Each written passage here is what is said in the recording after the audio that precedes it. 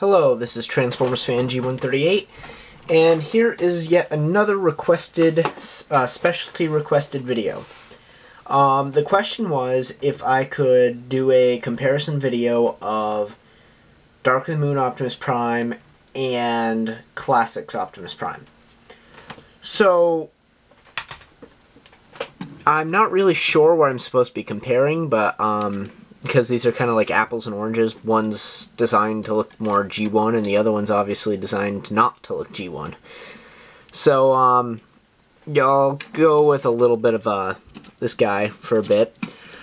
I didn't notice by the axe and the decals here on the arm, this is not the regular first Dark of the Moon Optimus. This is the Wave 2 Dark of the Moon Optimus, the Fire Burst Optimus, and I decided to buy this one over the other one simply because this one had an axe. Excuse me there. Sorry about that. So this one has an axe. So I ended up picking this one up because I liked the aspect that Optimus Prime was finally made with an axe. Although it does double to a gun, which is kind of cool. I mean, the gun doesn't really look Optimus Prime-ish, and I mean, like, he can't even reach where the trigger hole is. So, it's got that aspect issue of it. I mean, you know, it's still pretty cool. But I'm not here to do a review, so... I bought it because he had an axe. I was going to get one of them. I decided to wait to get this guy. Turns out I actually found this guy before I found the other one, so it worked out for me. You know, overall, he does look like Optimus Prime. He's a little more like cartoon style, I guess you would say, than the regular movie stuff. Just because his chest is all like, kind of like, it reminds me of like some anime show where everything gets disproportionate all the time, so. Anyway, that's that. I mean, his vehicle form rocks, too. It's truck. So, you've seen it a billion times, so I'm not going to get into the truck mode of it. But, same with Classics.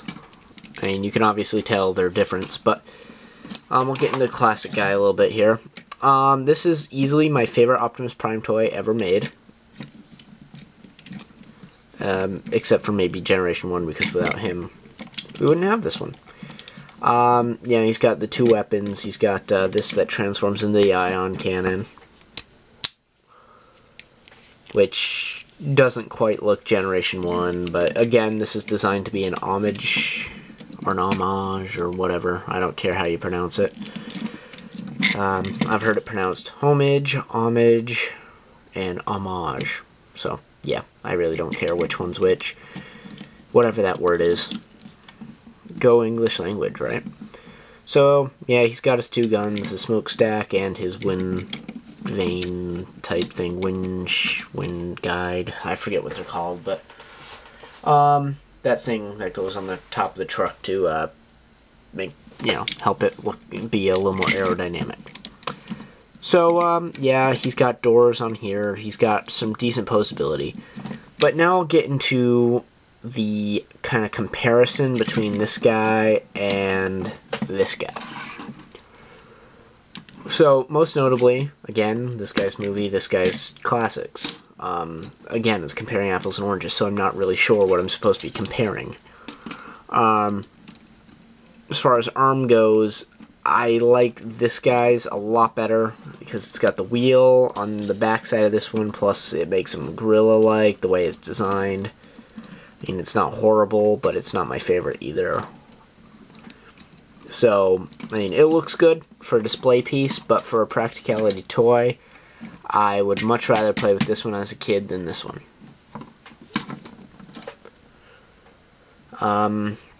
In addition to that, there's a lot of pieces that just move out of place on this one, where this one you really only have to worry about these two pieces for display-wise or even play-wise, or if you're doing a stop-motion, if you accidentally bump one of them, I mean, you got that, and then until you notice it, you don't know how many photographs, and yeah, it gets annoying. So again, I would have to go with this one. However, this one does offer a little bit more stability in the legs just because of the sheer size of them. He's got some sideways motion here, which this one does not. This one's a very basic jointed leg here. He's got a foot that moves like this, not like this. He's got a hinge here, so you can get some decent posability out of it, but it relies heavily on balance rather than where the feet are. Like this one, it's not as much balance necessary because of this flat foot on the bottom, so that's good. Also, on this guy, I think he's pretty well proportionate overall, where this guy is definitely not proportionate. Again, I think he's designed to be a little more animated kind of looking. Not like animated the TV series, but animated as in like attracting that kind of a demographic, you know, as a maybe an experiment or something. I don't know. I can't speak to Hasbro's marketing just because I don't know. But yeah, here's a problem with the axe.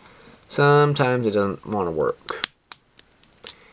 Yeah, and there it goes. So yeah, lovely. So I'll have to fix that. Yep, it's the problem. Yeah, he came with an axe, but he also came with a bunch of problems. So yeah, I have to work on fixing that now.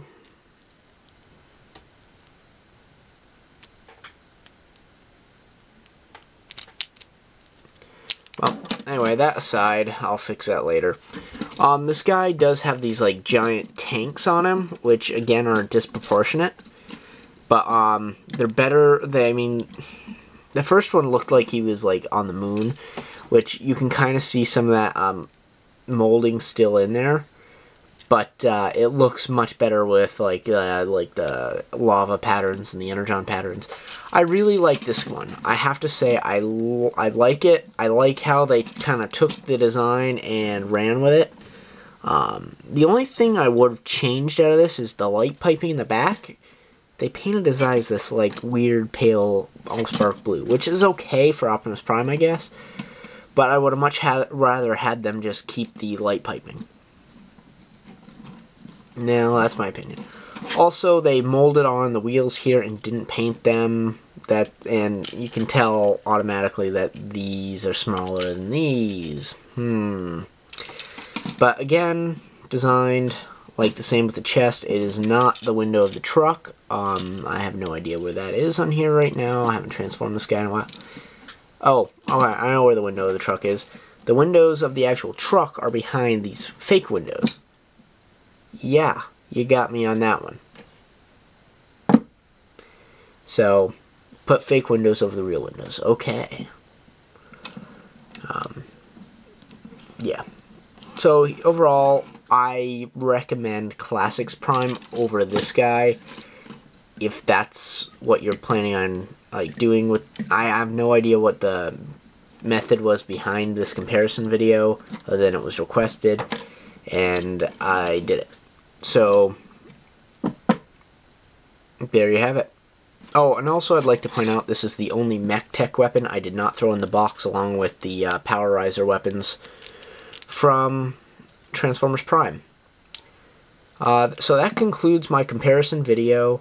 If you have any more questions about these two figures or want a review on one of them, please leave a comment down below. Also, if you want if you have any other requests for other videos or reviews outside of this video, also please post in the comments or send me a message. I will get back to you.